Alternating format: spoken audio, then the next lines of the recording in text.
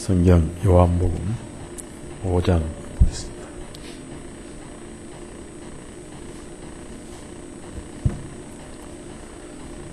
요한복음 5장 3절에서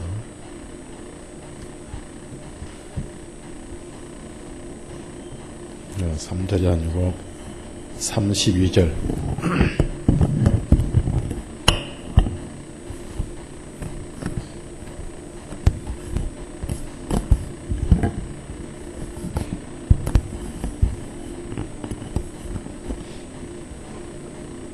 32절부터 마지막 절까지 같이 읽습니다. 나에 관하여 증언하신 분이 계시니 나는 나에 관하여 증언하신 그 증언이 참된 줄을 아노라. 너희가 요한에게 사람들을 보냈더니 그가 그 진리에 대하여 증언하였느니 그러나 나는 사람들에게서 나오는 증거를 받아들이지 않아. 다만 이 말을 하는 것은 너희로 하여금 구원을 얻게 하려 합니다. 요한은 타오르는 빛나는 등불 너희가 잠시 동안 그의 빛이 안에서 즐거워하기를 원하였느니 그러나 내게는 요한의 증거보다 더 큰 증언이 있으니 아버지께서 내게 맡겨주셔서 이루게 한 일들 곧 내가 행하는 바로 그 일들이 아버지께서 나를 보내신 것과 나에 관하여 증언하는 것이요 나를 보내신 아버지께서 친히 나에 관하여 증언해 오셨느니 그러나 너희는 지금까지 그분의 음성을 들은 적도 없고 그분의 모습을 본 적도 없는데 또한 너희 안에는 그분의 말씀이 들어있지 않으니 이는 너희가 그분께서 보내신 그를 믿지 않기 때문에 성경 기록들을 생각하기 때문이니 그 성경 기록들이 곧 나에 대하여 증거하느니 그럼에도 너희는 내게서 더 생명을 얻으려 하지 아니하고 하는 사람에게서 영광을 받지 않습니다. 다만 너희 안에 하나님의 사랑이 없음을 내가 아노라. 내가 내 아버지 이름으로 왔음에도 너희가 영접하지 않습니다. 만일 다른 사람이 자기 이름으로 오면 너희가 그를 영접하여 너희가 서로 영광을 받으면서도 유일하신 하나님으로부터는 영광을 구하지 않습니다. 어떻게 나를 믿을 수 있겠는가? 내가 너희를 아버지께 고소하리라 생각하지 마. 너희를 고소하는 이가 있으니 곧 너희가 신뢰하는 자 모세니 너희가 모세를 믿었더라면 너희는 또한 내 말을 믿었으리라. 그는 그가 나에 대하여 기록하였기 때문이다. 그러나 너희가 그의 기록도 믿지 아니하거든 어떻게 내 말들을 믿겠느냐 하시니라.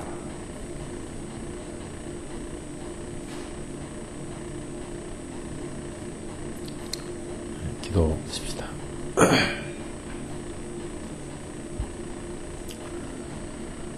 거룩하신 우리의 주님 오실 날이 매우 가깝고 많은 사람들이 노아시대 마냥 아무 희망이 없는 세상에 소망을 걸고 결국 썩어서 한 줌의 흙이 되는 육신의 모든 것을 걸고 살고 있는 이때에 비록 적은 숫자지만은 우리의 귀를 열어주시고 우리의 눈을 열어주셔서 세상 사람이 알지 못한 영원한 영생을 소유하게 해주시고 잠시 살다간 이 생애 너머에 찬란한 영광이 있음을 깨닫게 해주시는 주님, 오늘 또 우리의 유일한 빛이고 생명인 말씀을 듣고자 합니다. 말씀을 듣고 주님을 알고 우리의 하나님을 알고 하나님의 마음을 헤아려서 사랑하고 섬기는 우리의 삶이 되기를 원합니다.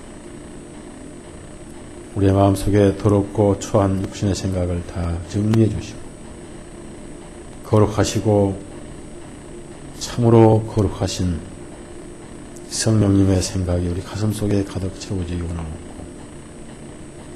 주님이여 저희들은 우둔해서 말씀을 잘 깨닫지 못하오니 깨닫는 지혜를 주시고 하나님의 기록된 말씀을 들을 때 우리의 가슴에서 아멘이 되게 해 주옵소서. 영광과 찬송을 돌렸고 추하고 더러운 죄인들을 은혜로 구원해 주신 우리의 구주이신 예수님의 이름으로 기도드렸사옵나이다. 아멘.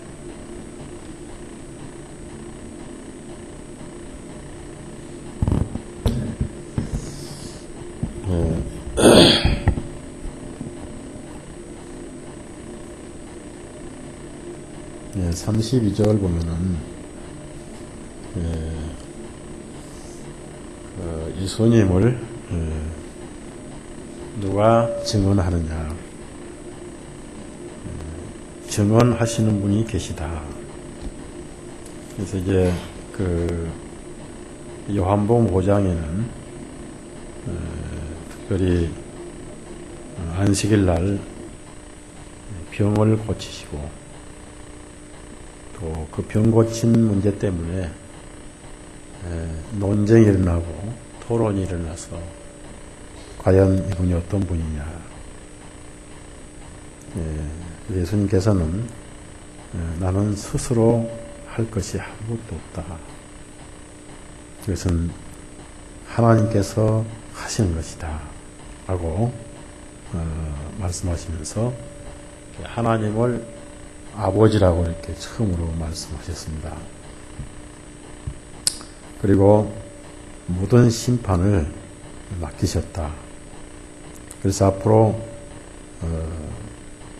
아들의 음성을 들은 자는 현재도 사망에서 생명으로 옮겼고, 그리고 앞으로는 생명의 부활로, 악을 행한 자는 형벌의 부활로 나올 것이다. 이러한 말씀을 하시면서 어떤 분에 의해서 예수님을 입증할 수가 있겠는가. 그래서 예수님은 31절에 내가 스스로 나를 증언하지는 않는다. 사람이 자기 자신을 자기가 증언할 수는 없잖아요. 그래서 나는 나 스스로를 증언하지 않는다. 다만 이러한 앞에 모든 말씀과 지금까지 해오신 내용들을 증언하시는 분이 계시다. 그래서 이 증언이라는 단어가 굉장히 중요합니다. 증거가 있고 증언이 있습니다.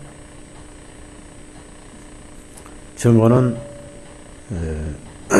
말씀으로 증언하죠. 그리고 사도들은 증인이었습니다. 증인. 증인이나 증언이나 거의 유사하고요. 그래서 내가 나를 증언하는 것이 아니고 나를 증언하신 분이 계신다. 그분이 바로 하나님이시다. 그래서 그 증언이 참되기 때문에 그 증언에 의해서 내가 이렇게 사역을 하고 있다. 물론 요한도 증언을 하러 왔다. 요한도 진리에 대해서 증언한 것은 사실이다. 33절에 보면은 너희가 요한에게 사람들을 보냈더니 그가 진리에 대하여 증언하였느니라. 요한은 빛이 아니다. 자신은 빛이 아니고 예수 그리스도를 증거하러 왔다.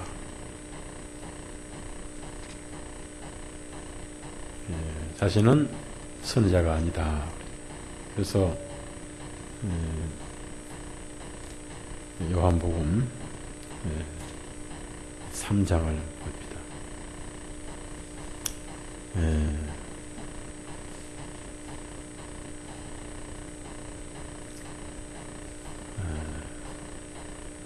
28절. 요한이 마지막 구약의 선지자로 보내심을 받은 선지자입니다. 요한은 사도가 아니죠. 요한은 선지자고 율법에 속한 자고 구약에 속한 자입니다. 그래서 요한은 예수님을 증언하러 보냈다. 28절 하셨습니다. 내가 말한 바 나는 그리스도가 아니요 다만 주님 앞에 보내심을 받은 자라. 이것을 너희 자신이 나를 증언하느니라. 보내심을 받은 자다. 그 다음에 다시 요한복음 5장에 갑니다. 그래서 이 요한은 구약의 사도로서 선지자로서 예수님을 증언하러 왔지만은 예수님은 굳이 사람의 증거를 필요로 하지 않으신다.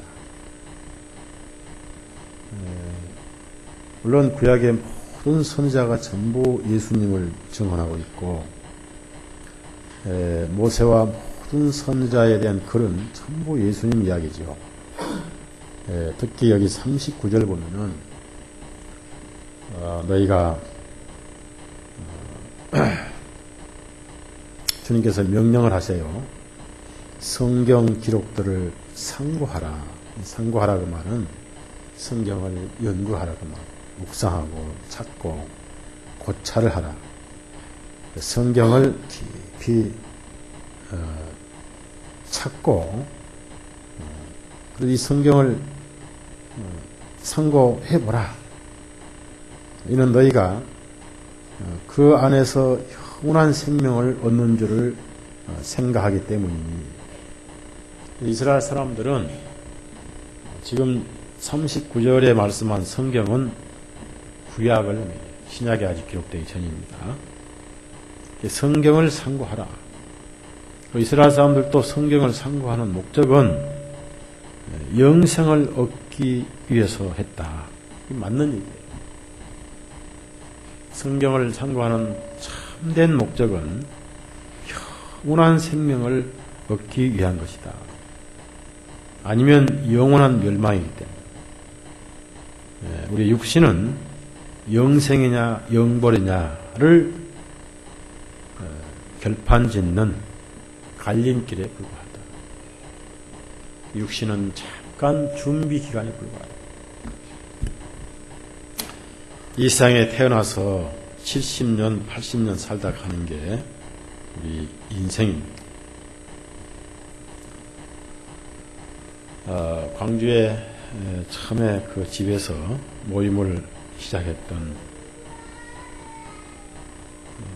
노 형제님 계셨는데 그분이 지난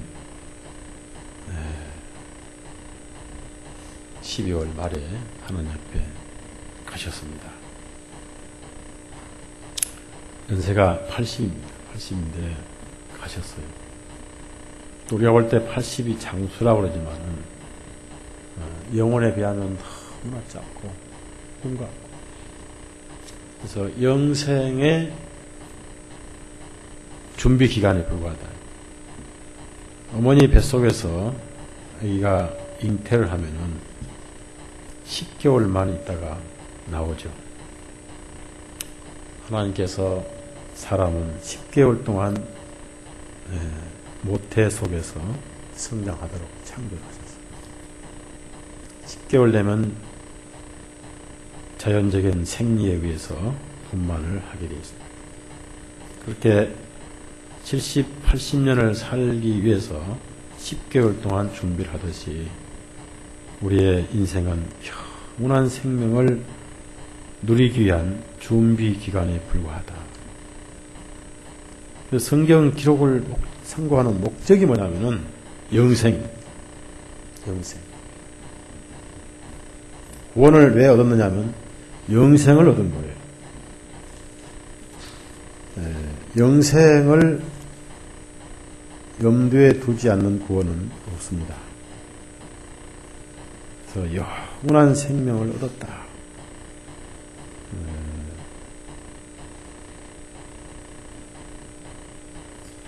사망에서 생명으로 옮겼다. 특히 요한복음 3장 성경의 핵심이 영원한 생명입니다. 하나님이 영원하시면 하나님의 형상도 영원해야 됩니다. 인간은 흉한 것을 사모하고 본능적으로 영혼을 사모하도록 창조가 됐습니다. 그래서 우리가 구원받았다고 말은 영원한 생명을 얻었다. 이런 기적이 어디 있겠어요? 이것이 구원인 거예요. 영원한 생명.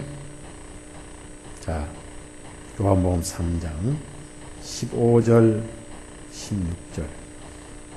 반대는 영원한 정죄입니다. 15절 16절 있습니다.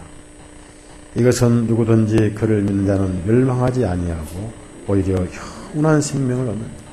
하나님께서 세상을 이같이 사랑하시어 그분의 독생하신 아들을 주셨으니 이는 누구든지 그를 믿는 자는 멸망하지 아니하고 오히려 영원한 생명을 얻느니라. 영생이 얼마나 귀한 것인가.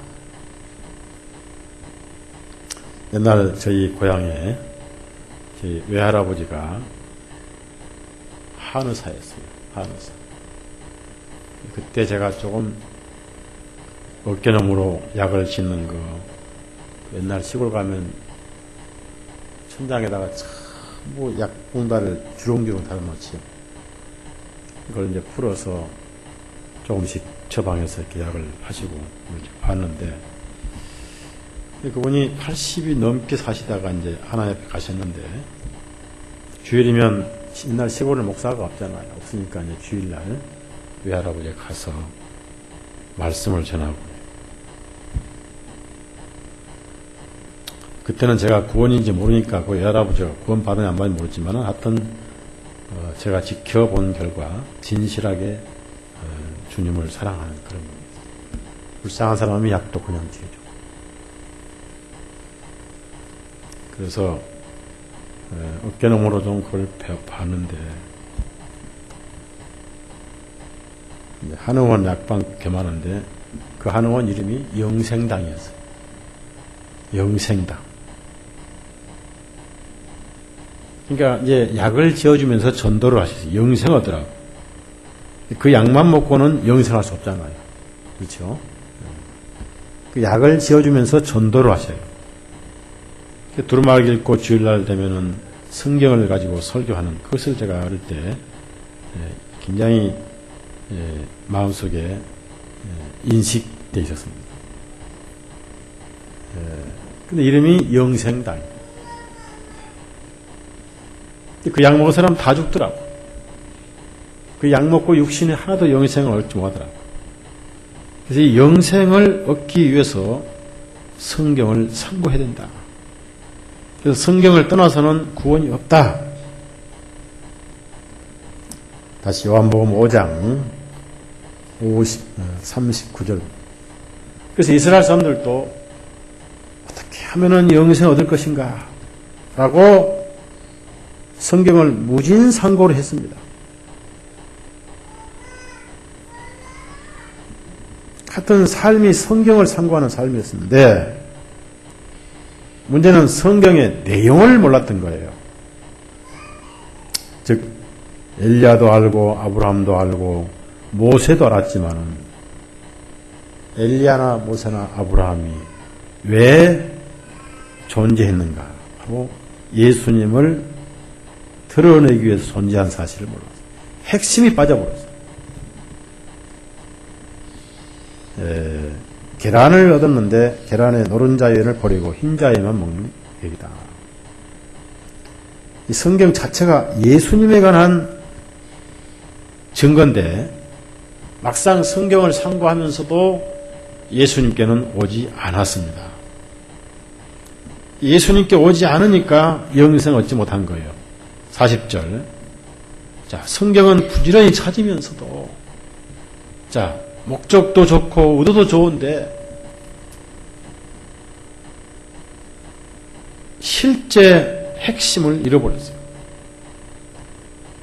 성경을 부지런히 찾고 그 영생을 얻기 위해 찾는 것은 좋았는데 그 성경의 주인 되시는 예수님을 몰랐다. 그래서 예수님이 영생인데 예수님을 몰라서 영생을 얻지를 못했다. 40절이에요. 그럼에도 너희는 나에게 와서 생명을 얻으려 하지 아니하는도다. 생명을 얻으려 하지 아니했다. 이스라엘 사람. 여기에 이유가 있어요. 왜 그랬는가 우리가 오늘 저녁에 이유를 찾는 거예요. 왜 찾아야 되느냐? 우리도 이 사람들을 따라갈 가능성이 있고 잘못하면 평생을 일반적으로 얻지 못할 이유가 있기 때문이다. 구원받은 사람을 빼놓고 이스라엘 사람들은 예수님의 초청을 스스로 거절했어요. 예수님은 마지막까지도 초청하셨고요. 다 내게로 오라. 근데 그들이 거절했어요. 예.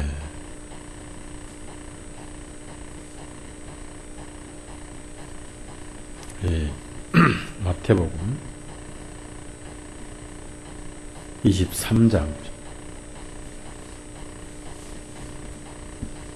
그들이 원하지 않았다 그 말이에요. 성경은 찾는데 성경에 계신 예수님에게는 오지 않았다.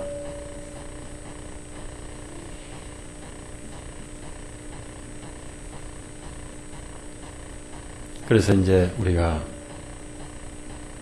모세가 예수님에 대해서 기록하였다라는 말씀에 의해서 우리가 창세기, 출애굽기, 그다음에 레위기, 민수기, 신명기라는 글을 써서 거기에 예수님이 계신다라고 책을 하나 만든 게 창세기 예수 그리스도. 지금 이제 신명기 또 출판이 들어가겠습니다. 37절 같이 읽어요. 시작. 오 예루살렘아 예루살렘, 선자들을 죽이고 너에게 보내심을 받은 자들을 돌로 치는 자여, 마치 암탉이 자기 병아들을 날개 아래 함께 모으려 하는 것. 내가 얼마나 자주 너희를 자녀들을 모려고 하였더냐. 그러나 너희가 원하지 아니하여. 줄을 치세요. 너희가 원하지 아니하여. 여기서 중요한 것은 본인이 원하지 않는 사람은 하나님도 건드리지 않습니다. 본인이 지옥 가기 원하는데, 본인이 영생 얻기 원하는데 왜 강제로 주냐. 은혜는 굶주린 자에게 주신 것이지 잘난 자에게 주신 것은 아니다. 너희가 원하지 아니하였도다. 그래서 여러분도 전도할 때 지옥이 있고 심판이 있고 정말 구원을 받지 못하면 영원한 고통이 있다는 것을 철저하게 경고하고 알려주되 강제로 구원받게 할 수 없다는 것은 아셔야 돼요. 신앙은 강제로 안 됩니다. 강제로 개종시킨 것이 천주교였습니다. 천주교가 스페인에서만 유대인들에게 30만 명을 카톨릭으로 강제 개종을 했어요. 그래서 유대인들이 지금 카톨릭 신자가 많아요. 안 그러면 죽으니까. 추방당하고 죽여버려요. 강제 개종이 돼도 강제 구원은 시킬 수가 없습니다. 이 법칙은 예나 지금이나 똑같아요. 나를 불쌍히 여겨주십시오 하는 그 영혼들만 구원하신다. 다시 요한복음 5장. 요한복음 5장.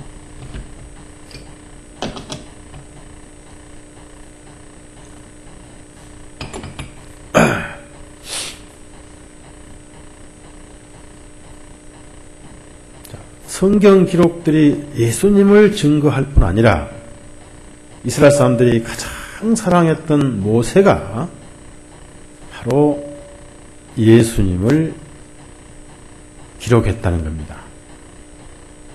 46절. 그래서 모세 오경이라는 거예요. 모세 오경. 근데 이스라엘 사람들은 구약의 말라기까지 39권이죠. 39권인데 특별히 모세를 그렇게 믿었어요. 그렇게 모세를 존경했어요. 모세를 따랐습니다. 그런데도 모세가 누구를 기록한 것은 깨닫지를 못했어요. 46절 읽습니다. 너희가 모세를 믿었더라면 너희는 또한 내 말을 믿었으리니 이는 그가 나에 대하여 기록하였기 때문에 나에 대하여 기록하였다. 자, 39절에는 성경 기록들이 나에 대해 증거하신다 이렇게 하셨고요. 성경 기록들이. 그러면 성경 기록들이니까 복수 아니겠어요? 복수란 것은 구약의 두루마리가 한 개, 두 개가 아니라 여러 개 있습니다. 또 모든 선지자들이 쓴 글이 많았기 때문에 스크립처스라고 복수입니다. 그래서 성경 기록들이 나에 대하여 증거한다. 근데 그 성경 기록들 중에서도 가장 신뢰한 사람이 바로 모세였습니다. 이스라엘 사람들. 근데 그 모세를 신뢰하면서도 그가 누구에 대해서 기록한 사실은 깨닫지 못했다. 결국 안 믿었다. 그래서 이 세상에서 가장 불쌍한 사람은 성경을 가지고 지옥 간 사람. 자, 물어봅니다. 서울역에 영등포역에 노숙자가 어느 날 배고파서 추워서 얼어 죽어서 지옥 갔다. 이스라엘 사람들은 성경을 가지고 율법을 지키고 안식일을 지키면서 그렇게 많은 기도를 하고 할례를 하고 그렇게 많은 율법을 암송하고 듣고도 죽어서 지옥 갔다. 누가 더 불쌍해? 유대인이 불쌍해. 지옥 가서 누가 더 양심이 괴롭겠어요? 유대인. 누가 더 이를 많이 갈겠어요? 유대인. 가장 불쌍한 사람이요. 성경을 가지고 지옥 간 사람이에요. 그러면 성경을 모르면은 구원받을 가능성이 있지만은 성경을 잘못 알아버리면 구원의 기회조차 박탈당해요. 자기만 못 가요. 그 잘못된 가르침을 가지고 가르치니까 남까지 못 가게 해요. 그래서 누가 누구를 인도하면 구덩이 빠진다고요? 그래서 확실치 않으면은 가르치는 죄를 범치 말아야 된다. 혼자나 멸망받아야 된다. 이것을 유대인들이 그랬고요. 로마인들이 그랬고 카톨릭이 그랬고 오늘날 소위 에큐메니칼 우리가 말하는 종교교회가 그래서 여러분 이제 종교교회란 말 그런 단어를요 함부로 쓰지 마세요. 일반 사람들은 기독교도 종교고 다 종교인데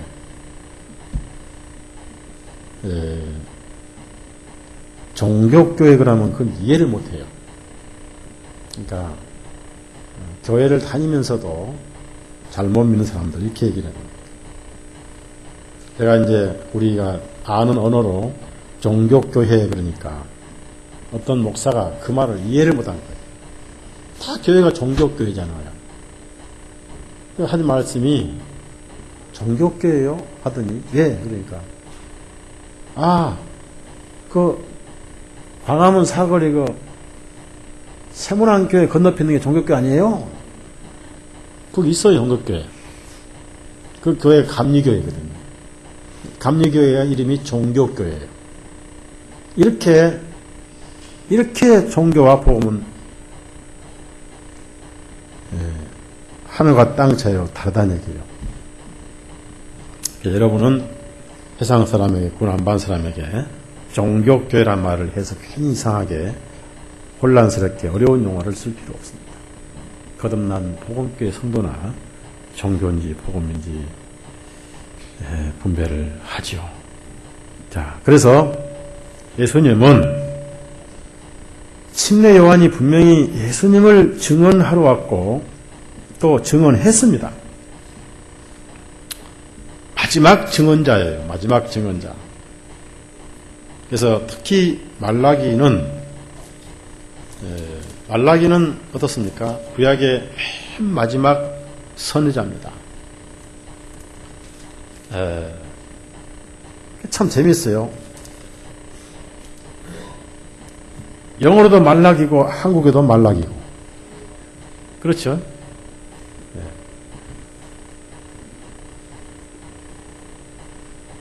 근데 이 말라기가 400년 후에 올 선지자를 예언했어요. 말라기 선지자께서.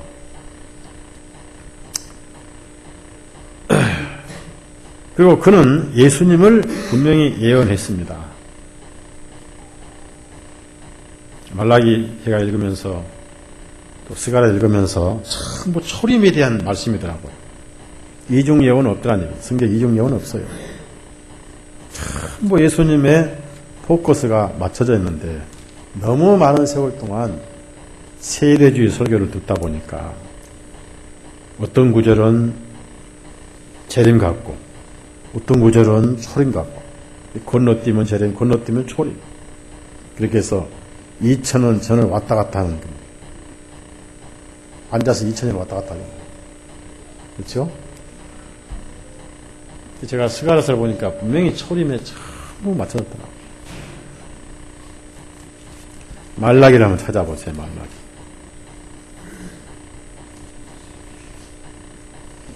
이때는 요한이라는 이름이 지어지기 전이고 400년 후에 선지자 요한이 올 건데, 침례 요한이 올 건데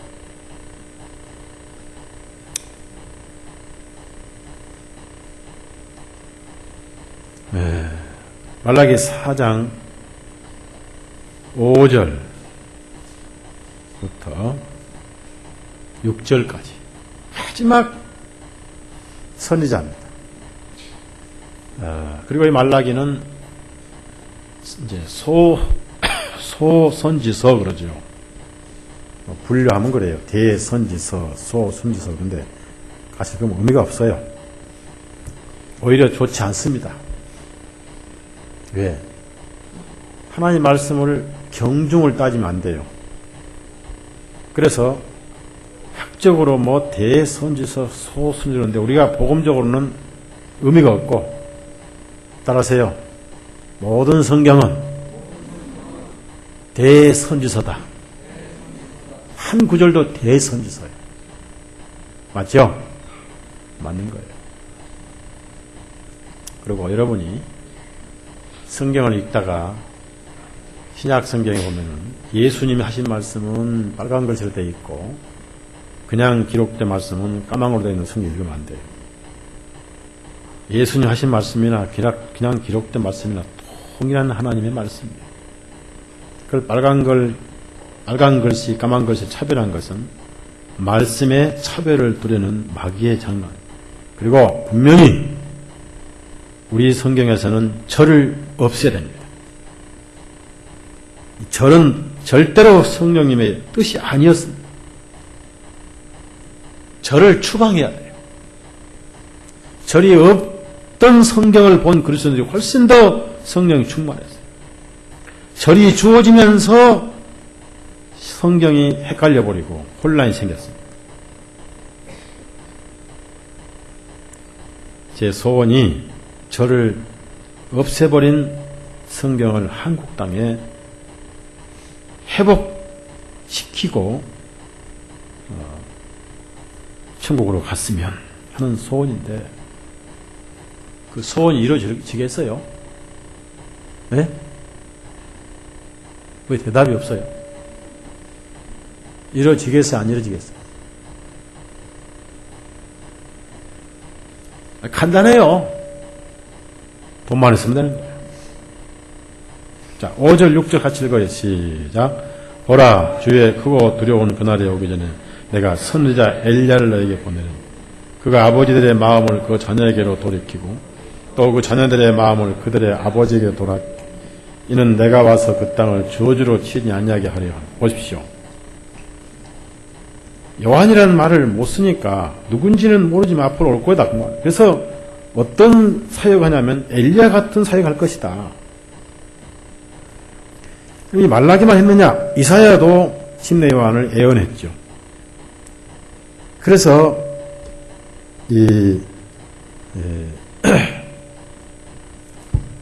침례 요한은 예수님을 증거를 하러 왔지만은 예수님에게 침례를 행해서 죄를 넘기고 마지막 제장으로서 율법에서 복음으로 넘어가는 과도기의 사역을 하였고, 구약 선지자의 마지막 율법은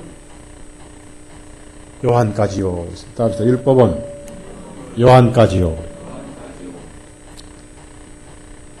요한의 사역은 예수님에게 침례를 할 때 율법은 거기서 끝났어요. 이미 정죄는 이렇게 넘어갔어요. 그 율법이 완전 폐기된 때가, 즉 역할이 끝날 때가 휘장이 찢겨질 때. 3년 반은 하나의 과도기죠. 그때까지만 필요했어요. 그래서 예수님은 굳이 꼭 요한의 증거를 필요로 하지 않으신다 그 말. 왜 그러면 요한이 예수님을 증언하였다고 이렇게 주님이 말씀하신다면 구원을 얻게 하려고 그렇다. 34절. 예수님의 가장 큰 관심은 원수도 구원받는 거예요. 예수님은 미운 사람일수록 구원받기를 원하셨어요. 미운 사람일수록. 근데 우리는 어때요? 미운 사람일수록 우리 마음의 구원을 빨리 받기 원해요? 아예 안 받았으면 원해요? 대답 안 하신 분은 뭐예요? 미운 사람이 없다는 얘기죠. 저는 내 돈 때문에 사람이 많아가지고 교회 돈 때문에 사람이 많아가지고 하나님 돈을 때문에 사람은 구원 받았겠어요? 안 받았지. 양심이 살아서 펄펄 살아면 어떻게 그 짓 합니까? 구원 안 받았다는 증거입니다.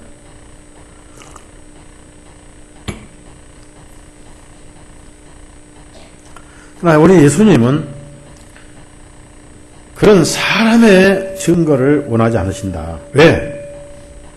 그렇다고 해서 요한이 나쁜 사람이냐, 가치 없느냐, 그렇지 않다.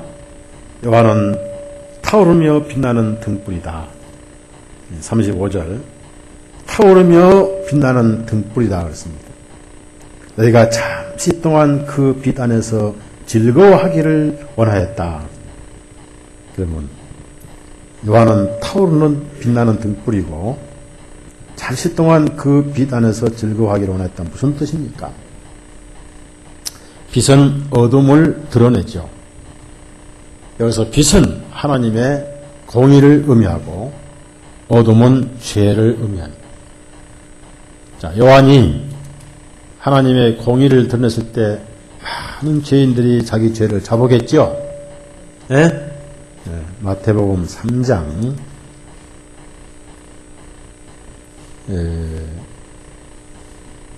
요한이 빛을 발하니까 그 빛에 자기들의 죄가 다 드러난 거예요. 그래서 전부 죄를 자복을 했어요. 이것이 요한의 빛에 잠시 즐거워한 과정이었어요. 그러나 왜 잠시냐? 결코 요한의 빛은 죄만 드러낼 뿐이지 그 죄를 처리해줘요, 드러내기만 하고 끝내요. 그러니까 잠시죠. 그렇죠? 네. 병원에 가서 진단을 받고 당신 무슨 병이요? 라고 진단만 해주고 그냥 보내버리죠. 그런 놈의 병원 가야 돼요? 가지 말아야 돼요? 차라리 안 가는 게 더 편하죠.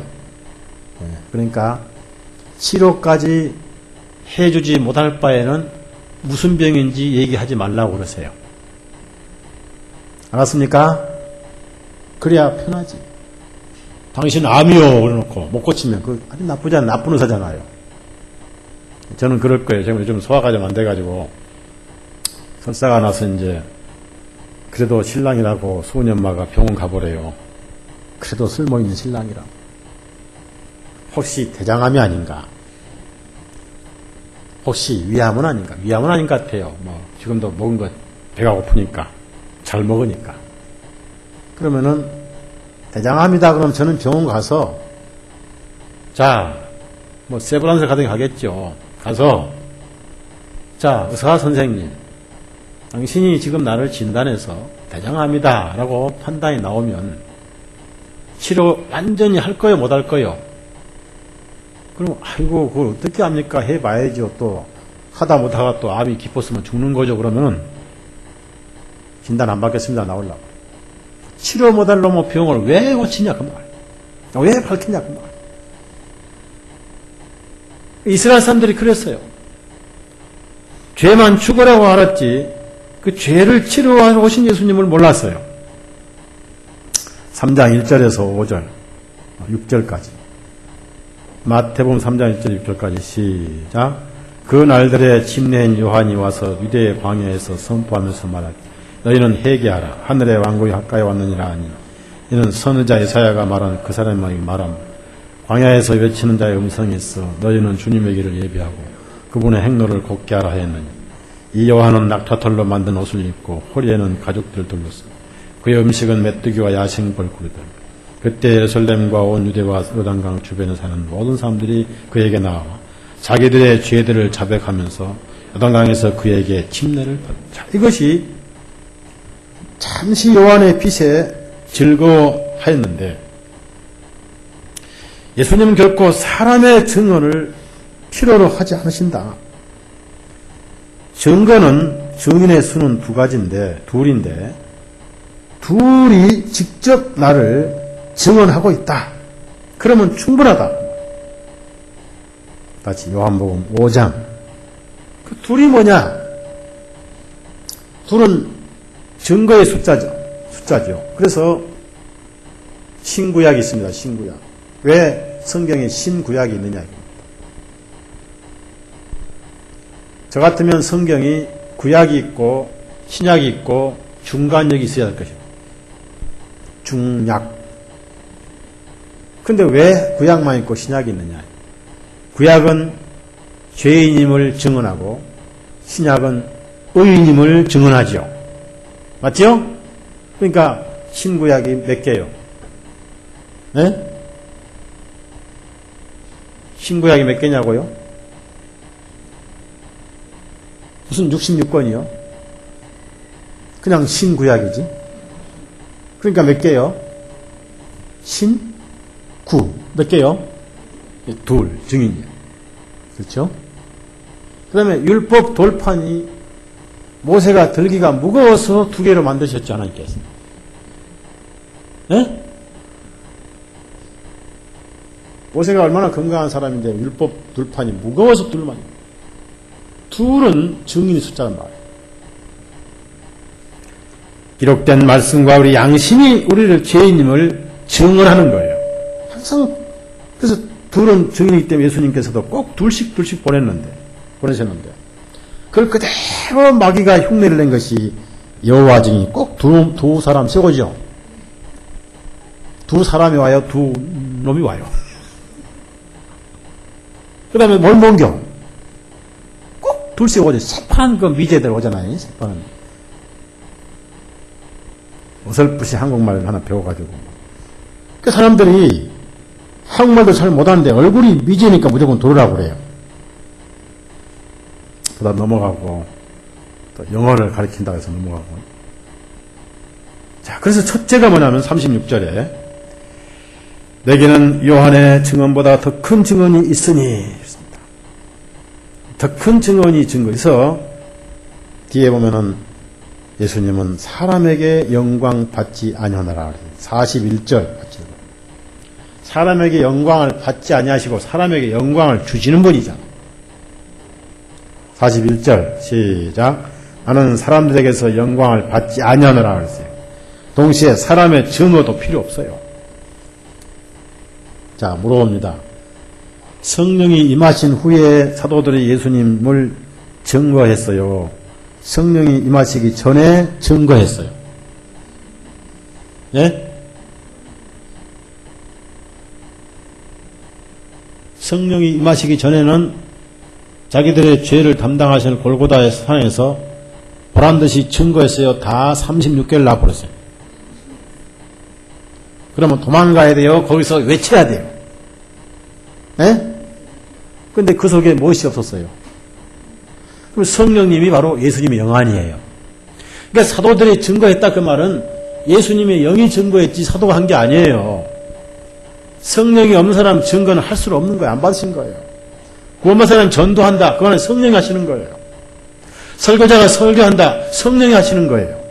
결국 하나님의 영이 증거하신 것이 사람이 한 게 아니라 그 말이에요. 여기 오늘 지금 여기 김수환 충효에 와가지고 설교를 한다. 그 사람이 예수님을 증거한다. 성령이 하시는 거예요? 마귀가 하는 거예요? 여기 조계정 스님이 오늘 여기 오셨다.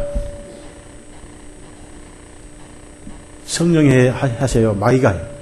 마귀가 하는 거예요. 그러니까 성령님이 증언하시기 때문에 사람이 구원받고 증거해도 성령이 하시기 때문에 사람이 증거한 건 아니다. 그 말이에요. 이게 굉장히 중요한 거예요. 첫 번째 증언이 뭐냐면은, 자, 36절 다 같이 읽어요. 36절 다 같이 시작. 그러나 내게는 요한의 증언보다 더 큰 증언이 있으니 아버지께서 내게 맡겨주셔서 이루게 한 일들, 곧 내가 행하는 바로 그 일들이 아버지께서 나를 보내신 것과 나에 관하여 증언한다. 첫째, 예수님의 모든 사건 하나하나, 행적 하나하나가 예수님이 하나님이시고 하나님의 아들이신 것을 증거해요. 바로 지금 5장에 38년 중풍병자를 즉석에서 걷게 하신 것은 하나님의 아들이 아니고는 전혀 불가능하다. 만약에 이 베데스다 연못가에 할렐루야 기도원 김계아 원장이 가서 이 환자를 안수했다. 제일 먼저 뭐부터 하겠어요? 여자 가가지고 사스를 걷어 올리세요. 그 다음에 손톱을 가지고 쫙 긁어서 가뜩이나 38년 동안 중풍병자에게 매독균이나 옮기겠죠. 예? 손 한 번 안 대고 말씀으로 그냥 있었죠. 창조주이시니까 시간이 필요치 않잖아요. 그 자체가 바로 예수님이 그 생명이 있다는 것을 예수님이 증거한 것이다. 두 번째는 하나님께서 친히 증거를 하셨어요. 37절 하시고 계세요. 37절 시작. 나를 보내신 아버지께서 친히 나에 관하여 증언해 오십니다. 그러나 너희는 지금까지 그분의 음성을 들은 적도 없고 그분을 본 적도 없느냐. 그래서 우리가 신약에서 예수님을 하나님이 직접 증언하신 것은 침례 받으시고 나오셨을 때 이는 내 사랑하는 아들이다 라고 거기 사람들이 다 듣는 가운데 다 보는데 말씀하셨어요. 다 듣는데 마태복음 3장에 나와 있잖아요. 그 다음에 예수님은 결코 사람의 증언을 받지 아니하신다. 자, 요한복음 2장. 그러나 사람 속에 있는 성령님의 증언을 받으신다. 그 말입니다. 사람의 증언은 안 받으시되 사람 속에 계신 성령님의 증언은 받으신다. 그 말입니다. 결국 하나님 자신이 자신을 증언하시는 거죠. 자, 24절, 25절. 24절, 25절 시작. 그러나 예수님께서는 그들에게 자신을 의탁하지 아니하였으니 이는 주님께서 모든 사람을 아셨기 때문이요 또 어떤 사람의 증언도 받을 필요가 없으셨으니 이는 주님께서 사람 속에 무엇이 있는지를 아셨기 때문이요. 자, 사람 속에 무엇이 있느냐? 성령이 계시기 전에는 무엇이 있느냐? 사단의 생각이 있다 그 말입니다. 그러나 이 사단의 생각이 성령님으로 바꿔지는 날이 성령님이 우리 안에 들어오시는 날이죠. 그래서 성령님이 계시네 라고 찬송을 우리가 들을 수가 있죠. 왜냐하면 사람은 다 거짓돼요. 자, 로마서 3장을 찾아보세요. 다 거짓됐다. 그래서 이제 신약도 좀 교열을 해야 되겠습니다만은 중요한 단어가 하나 빠졌어요. 로마서 3장 4절을 찾아보십시오. 찍습니다. 하나님께서는 금하시느니라. 참으로 하나님은 진실하시나니 사람은 다 거짓말쟁이라. 기록된 바 주님께서 하신 말씀을 의롭다함을 얻으시고 판단받으실 때 이기시리로다 함과 같은. 여기서 사람은 다 거짓말쟁이라고 했는데 원문을 보면 에브리맨이 나와요. 에브리맨. 그럼 에브리맨이란 뭡니까? 모든 사람 또는 각 사람. 그래서 사람은 옆에다가 각 사람이라고 쓰세요. 각자를 쓰세요. 각자. 아니면 모든 사람이 쓰세요. 하여튼 이걸 고칠 거예요. 에브리맨이니까 사람은 전부 다 거짓돼요. 그러면 우리가 구원받기 전에 우리는 사람이요 성도였어요. 네? 그러니까 지금은 뭐예요? 내가 사람이요 성도예요. 그러니까 내 안에 성령이 계시죠. 네? 그러니까 지금 우리가 성령이 계시면 거짓말쟁이요 참말쟁이.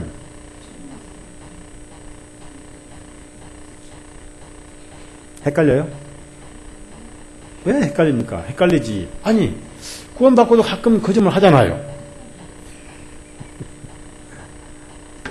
구원받고 거짓말 하죠. 저도 많이 했죠. 조금 아픈데도 많이 아프다고 그러고. 그런데 그것은 믿음을 떠난 행위지. 믿음으로는 참말이라는 거. 아멘? 참말. 믿음으로.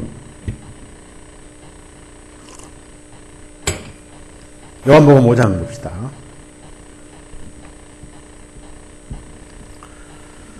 자, 하나님께서 세 번 예수님에게 직접 하늘에서 말씀하신 적이 있어요.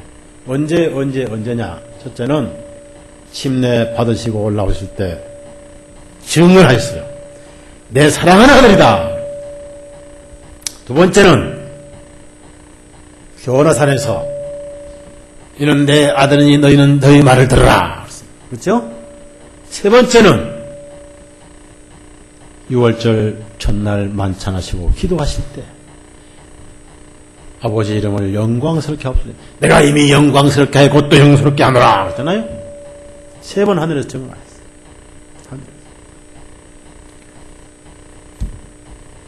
직접 증언하셨어요.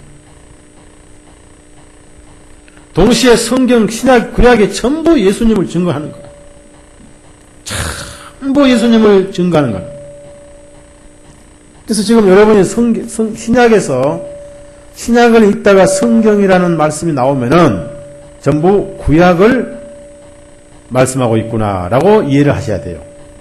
신약이 기록된 것은 36년경부터 37년경, 서기 70년 전에 다 기록이 됐기 때문에 계시록만 빼놓고, 계시록은 이스라엘 민족이 망한 후에 암모섬에서 96년경에 기록이 됐습니다.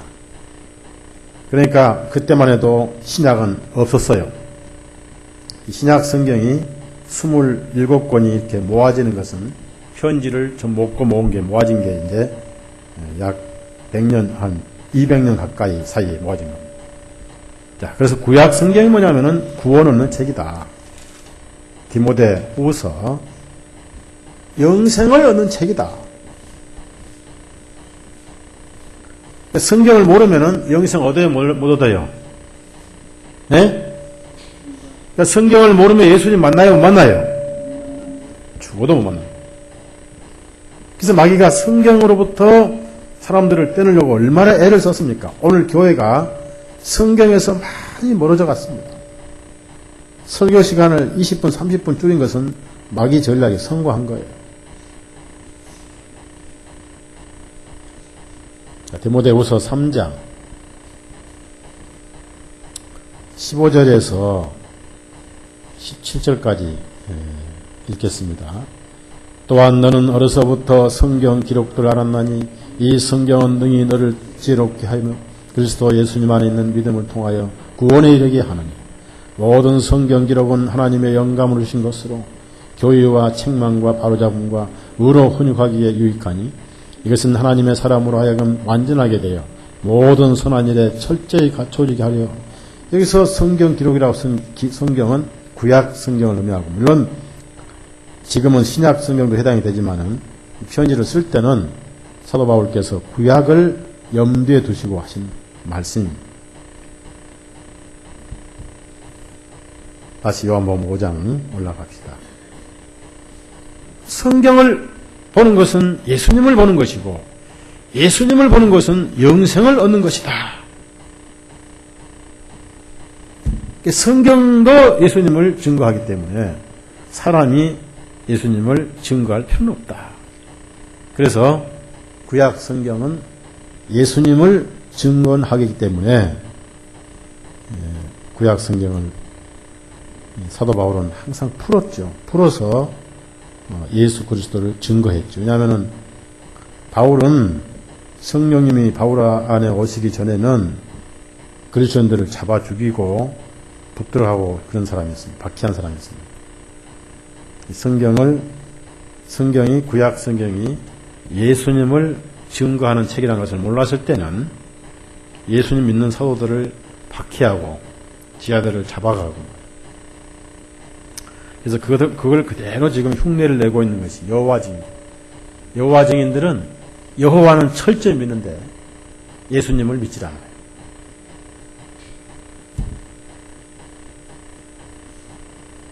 그러니까 이렇게 생각하면 될까요? 예수님과 여호와가 한 분인데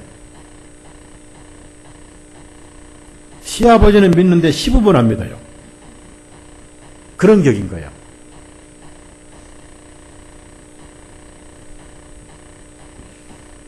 자,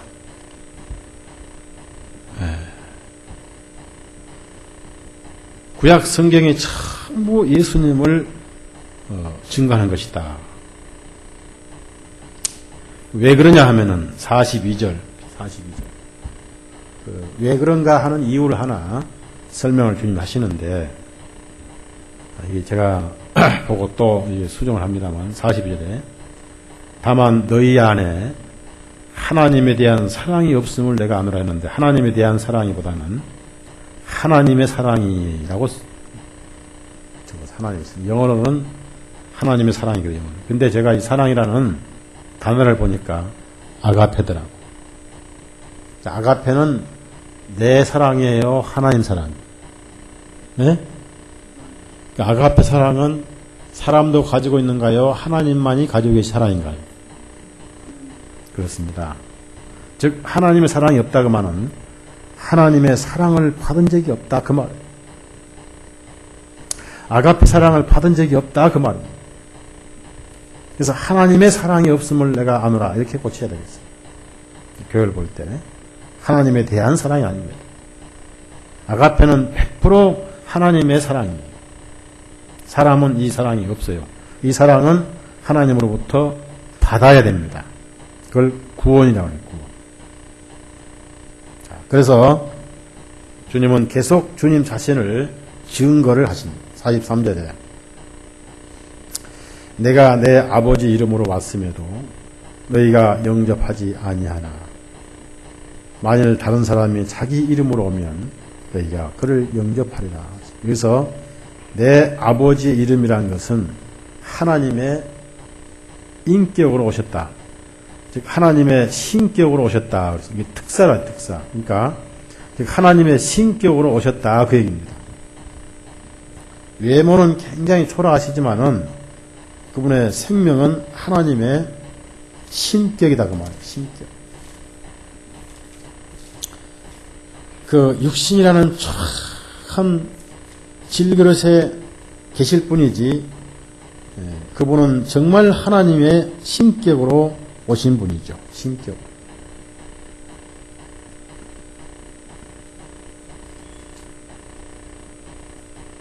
골로새서 2장을 찾아보세요. 그 육신 안에 하나님이 충만히 계신 분, 신격으로 충만히 계신 분이에요. 그래서 그분은 하나님이신데 워낙 육신이 초라하니까 하나님으로 보이지 않고 나사렛 이단으로 보인 거예요. 그 목수 아들로 보인 거예요. 자, 9절 골로새서 2장 9절 다 같이 읽습니다. 시작. 그분 안에는 하나님의 신격의 모든 충만하심이 몸의 형체로 거주하시자. 하나님의 신격이 몸의 형체로 거주했다. 근데 그 몸이 너무 초라했어요.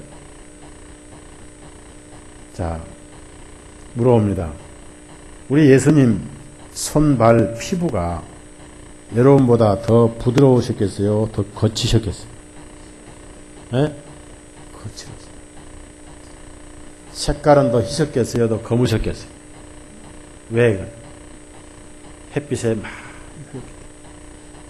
그 다음에 예수님은 평생 양발을 신어보신 적이 계세요? 안 계세요?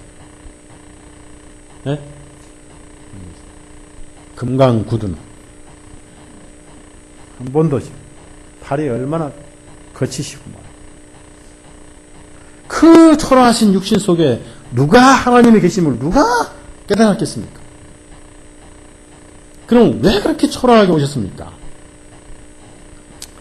질그릇에 계신 하나님이신데, 자, 질그릇은 깨져요, 안 깨져요? 깨지러 오신 분이다. 누구 대신 깨지러 오세요? 맞습니다. 그래서 질그릇으로 오신 거예요. 근데 그 안에 하나님이 계셨어요. 그것이 아버지의 이름으로 오신 겁니다. 근데 그 아버지 이름으로 오신 것을 모르고 외모만 봤기 때문에 성경을 가지고 있대 성경을 믿지는 않고, 그래서 다른 사람이 자기 이름으로 오면 너희가 그를 영접하리라. 그 당시에 거짓 선지자가 많았습니다. 그리고 나중에 유대인들은 로마 카톨릭 교황을 또 따르기도 했죠. 마태복음 24장. 자기 이름으로 왔다 그 말이에요. 그건 하나님의 이름으로 오지 않았다 그 말이에요.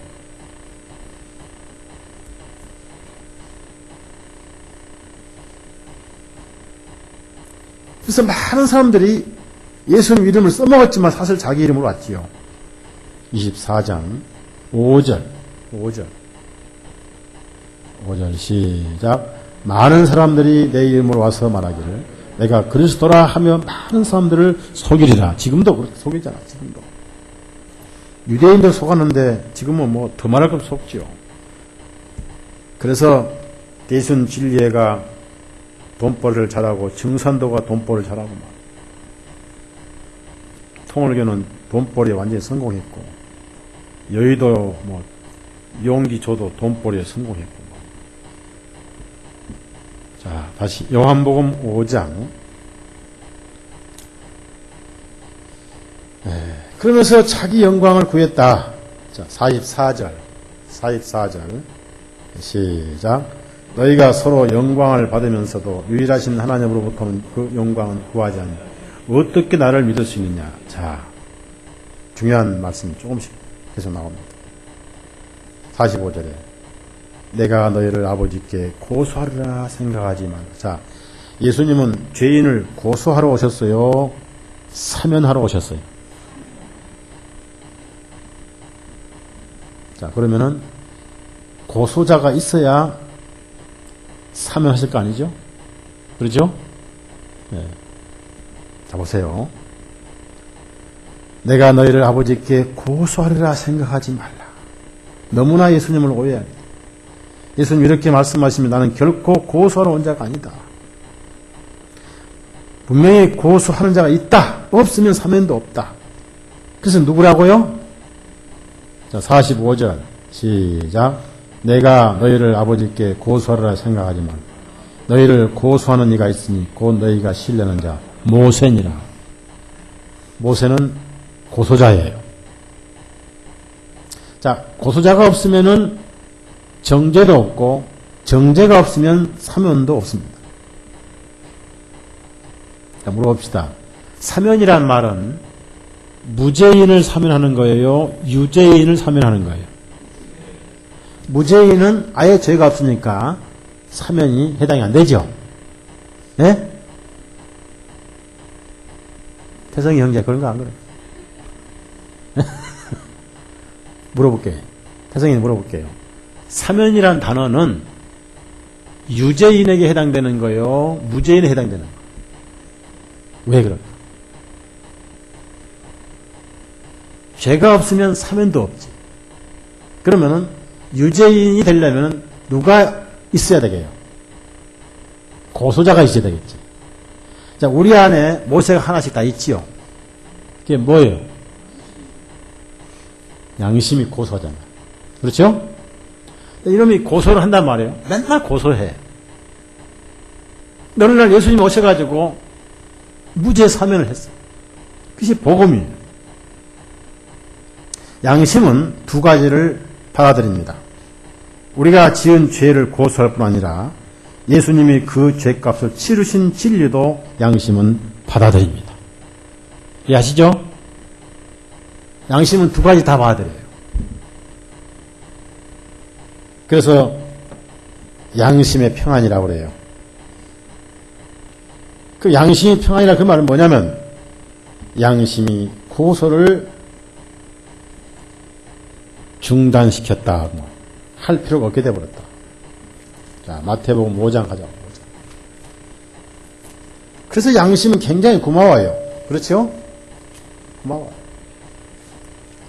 다시 묻습니다. 예수님은 의인을 구원하신 거예요? 죄인들을 구원하신 거예요? 지난 주일날 제가 죄인 중에 가장 사악하고 신성모독을 한 극악무도한 죄인의 상징으로 어떤 사람을 제가 하나님의 선물을 하는 뜻의 이름을 가진 사람을 제가 얘기는 누구? 너무나 쉬운 답변이 그렇죠? 마태. 그 사람 직업이 뭐예요? 시. 원래는 레위. 자, 마태복음 5장. 그도 자기 모세의 정죄를 받은 거예요. 양심의 모세, 또 율법의 모세의 정죄를 받았습니다.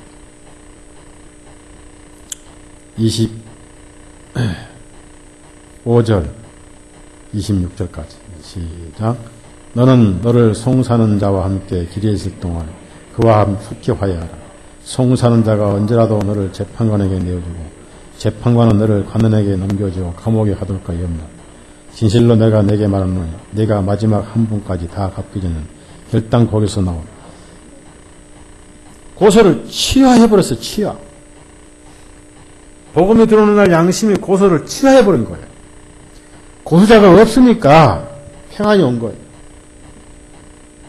그래서 요한복음에는 그런 아주 오묘하고 오묘한 복음의 사랑이 많이 들어있어요. 그래서 요한복음을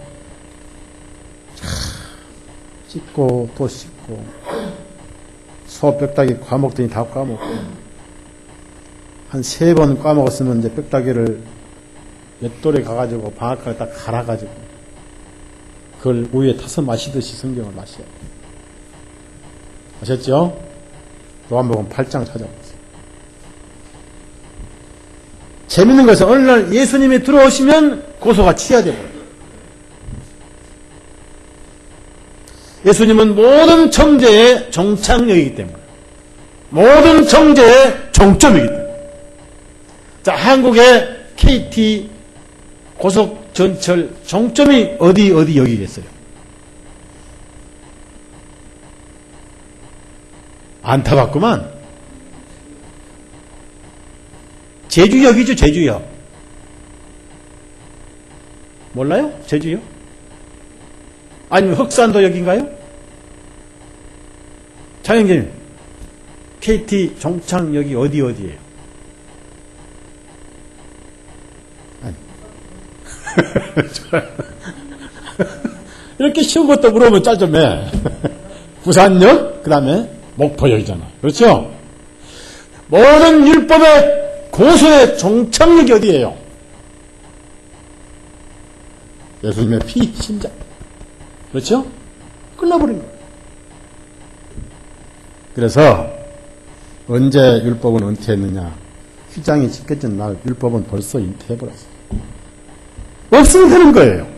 자, 10절. 요한복음 8장 10절. 그래서 여러분 분명히 없다고 대답을 할 줄 알아야 돼요. 있는지 없는지 모르면 그건 무슨 구원이에요? 알쏭달쏭? 그걸 알쏭달쏭 구원이 달성. 자, 10절 시작. 예수님께서 친히 일어나셔서 그 여자 외에 아무도 없는 것을 보시고 여자에게 말씀하시기를 여자여 너를 고소하던 자들이 어디 있느냐 너를 청기한 자가 아무도 없느냐 하시니 그 여자가 말하기를 주님 아무도 없나이다. 됐어요. 그러면 아무도 없나이다 되는데 바로 예수님도 정죄를 하지 않으시는데 11절 같이 읽어요. 11절 시작. 그 여자가 말하기를 주님 아무도 없나이다 하니 예수님께서 여자에게 말씀하시기를 나도 너를 정죄하지 아니하노라 하라. 그리고 다시는 죄 짓지 말라 하시니라. 여러분이 꼭 아실 것은 다시는 죄를 짓지 말라 하신 말씀은 절대 중요하지만은 앞으로 또 죄를 지으면 그때는 나도 너를 정죄하노라 이런 말씀도 없어요. 그렇죠? 끝난 거예요. 그래서 양심의 고소자가 취하해 버린다. 우리는 복음을 들을 때 취하가 됐고 역사적으로 모든 정죄는 하나님의 공입니다. 휘장이 찢겨지는 날 다 거기서 마무리가 돼버렸죠. 그런데 주님께서 유대인에게 하신 말씀이 너무나 안타깝다. 다시 요한복음 5장 45절에서 47절을 같이 읽습니다. 시작. 내가 너희를 아버지께 고소하리라 생각하지 말라. 너희를 고소하는 이가 있으니 곧 너희가 신뢰하는 자 모세니라. 너희가 모세를 믿었더라면 너희는 또한 내 말을 믿었으니 이는 그가 나에 대하여 기록하였기 때문이라. 그러나 너희가 그의 기록도 믿지 아니하거든 어떻게 내 말들을 믿겠느냐 하시니라. 중요한 것은 38절이에요. 그분의 말씀이 들어있지 아니하니. 참 중요한 것은 말씀을 알되 마음에 들어있지 않았습니다. 말씀을 알되 마음에 말씀이 지배를 하지 못했어요. 이것이 종교인의 특징입니다. 자, 예수님은 유대인들이 예수님 얼굴에 침 뱉고 주먹질하고 희롱하고 조롱하고 선지자여 너를 친자가 누군지 알아맞혀봐라 하고 이렇게 하여튼 워낙 분노가 많았으니까 그 분노를 전부 풀으면서 그 사람이 분하면 별짓 다 하잖아요. 그걸 전부 주님께 풀었어요. 그러니까 로마인들에게 풀어야 할 분노라든지 또 시기 질투를 전부 예수님께 다 풀었어요. 그것도 예수님이 많은 기적을 행하셨잖아요. 병도 고치시고 이렇게 또 오병이어라든지 바다를 걸어가시고 많은 능력을 행하셨기 때문에 주님께서 주먹을 치는 사람이나 또 침을 뱉거나 수염 뽑는 사람을 뚫다 보면 무서워서 조롱해요? 못해요? 예? 도망가 버려요. 주님은 그렇게 맞으시고도 양처럼 가만히 계세요. 그러니까 더 재밌어가지고 때리고 침뱉고 조롱하고 그들을 주님이 고소하셨어요. 오히려 용서달라고 기도했어요. 만약에 저는 다행히 예수님이 아니기 때문에 다행이죠. 제가 그렇게 당했다면 어떻게 할 줄 알겠습니까? 주여, 지금 5분 내로 변화를 주옵소서. 막 그러잖아요. 왜? 사람입니다. 자, 누가복음 24장 찾아보세요. 23장. 고소하신 게 아니라 오히려 변호를 하셨다니까요. 변호. 그분이 구원자예요. 여기서 모든 고소가 끝난 거예요. 고소는 더 이상 없어요. 여러분이 세상 법정에서 고소를 당할지언정 하나님은 더 이상 세상을 고소하시지 않습니다. 이것을 복음이라고 해요. 34절. 예수님은 결코 죄인을 고소하지 않으셔요. 심판도 하지 않으셔요. 34절 시작. 그때 예수님께서 말씀하시기를 아버지여 저들을 처벌해 주옵소서. 예? 여러분 책 어떻게 돼 있어요? 아 그래요? 제가 다시 한번 볼게요. 아 용서해달라고 하셨구만. 한번 다시 한번 시작. 그때 예수님께서 말씀하시기를 아버지여 저들을 용서해 주옵소서. 그들은 자기들이 하는 것을 알지 못하니 그리고 그들이 주님의 옷을 나누고 제비를 뽑더라. 자, 용서해달라고 기도하십니다. 그럼 어떤 사람들을 다 이날 용서받느냐면은 자 38절에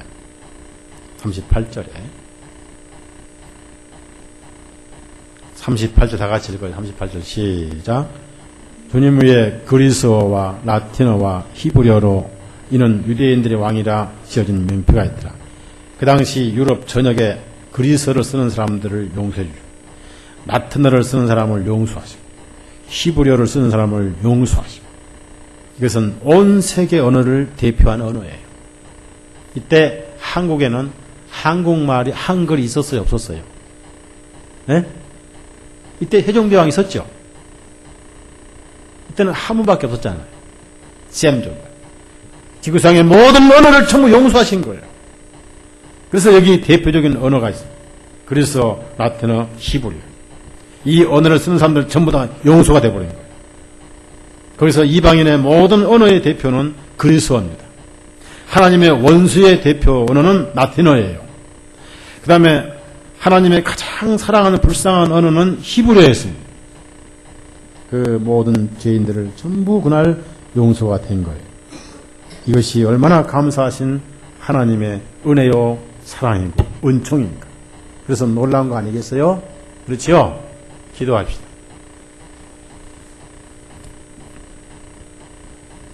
주님 감사합니다.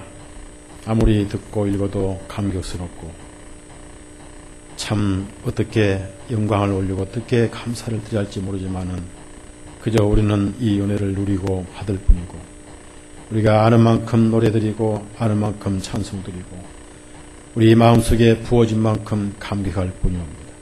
예수님 홀로 영원토록 찬송 받으시고 영광 받으시고 예수님을 사랑하지 않고는 못 베기는 우리의 심령임을 고백을 드립니다.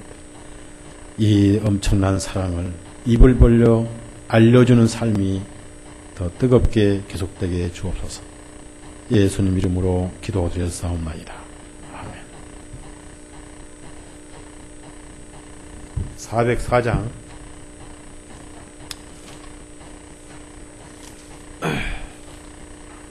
그 크신 하나님의 사랑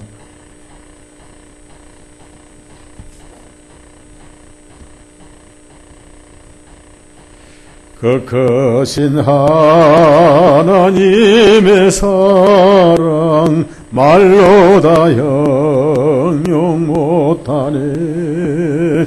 저 높고 높은 별을 넘어 이 낮고 낮은 땅 위에 죄범한 영혼 구하려 그 아들 보내사 화목제로 삼으시고 죄 용서하셨네.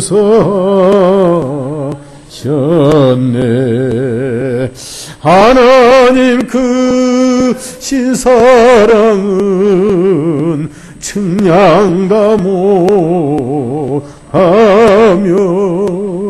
영원히 변치 않은 사랑 성도여 찬양하세. 괴로운 시절 지나가고 땅 위에 영화세할 때 좀 믿지 않던 영혼들은 큰 소리 외쳐울어도 주 믿는 성도들에게 큰 사랑 베푸사 우리의 죄 사했으니 그래 될까. 하나님 그 신사랑 측량다모하며 영원히 변치 않는 사 찬양하세. 하늘을 두루마리 삼고 바다를 먹물 삼아도 한없는 하나님의 사랑 닿기로 갈 수 없겠네. 하나님의 크신 사랑 그 어찌 닿았을까. 저 하늘로 비싸도 채우지 못하리. 하나님 크신 사랑을 측량다 못하며 영원히 변치 않는 사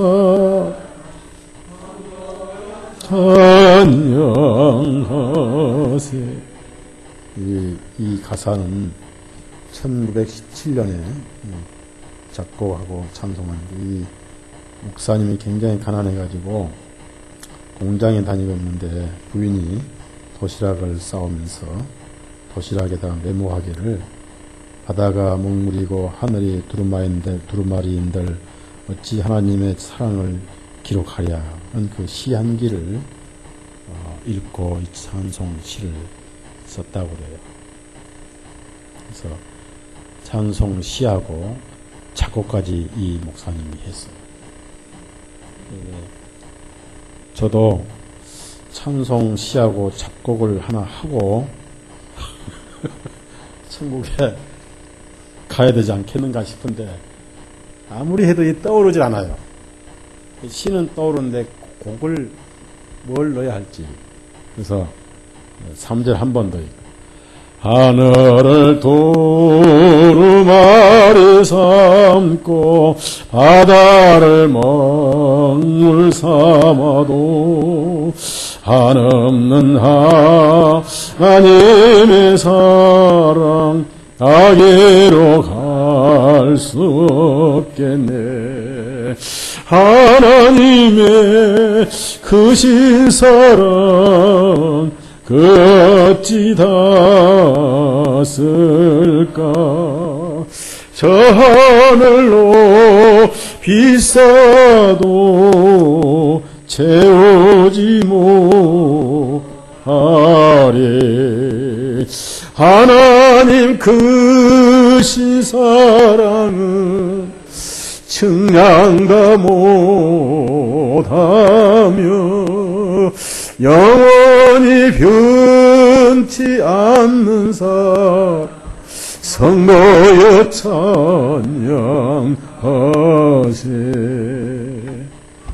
감사합니다.